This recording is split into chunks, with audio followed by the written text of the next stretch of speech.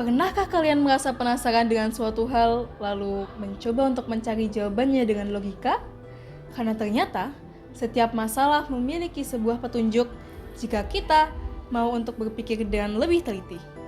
Assalamualaikum warahmatullahi wabarakatuh.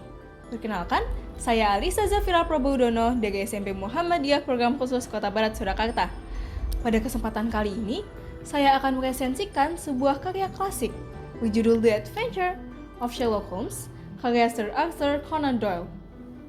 Buku ini diterbitkan oleh Bantamdale pada Oktober 1986 dengan total halaman 1059 halaman.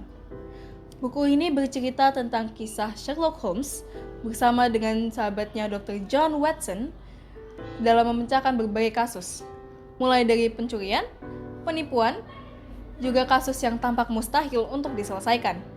Buku ini awalnya diterbitkan secara terpisah dalam majalah, sampai pada akhirnya dikumpulkan menjadi satu buku yang lengkap.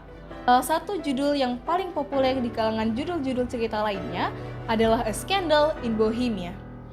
Hal yang membuat buku ini menarik terletak pada karakter Sherlock Holmes.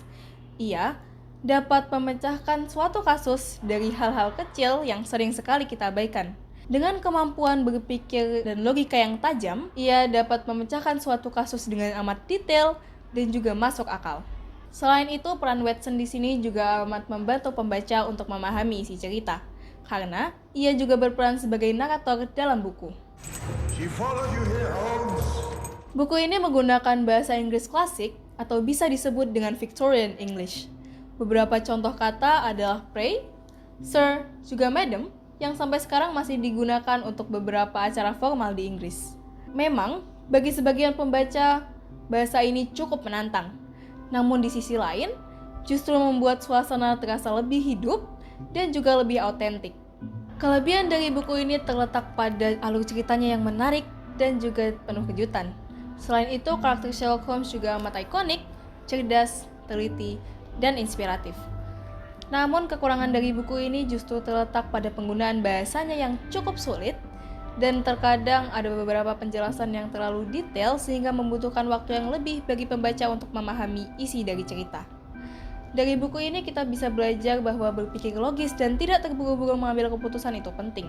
Kita juga diajarkan untuk berpikir lebih kritis, lebih teliti, dan tidak mengambil keputusan tanpa adanya bukti faktual yang jelas.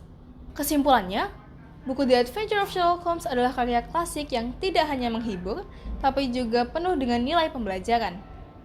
Buku ini amat direkomendasikan untuk kalangan remaja maupun masyarakat umum, terutama untuk orang-orang yang suka dengan cerita detektif atau misteri dan ingin melatih kemampuan berpikir kritis mereka.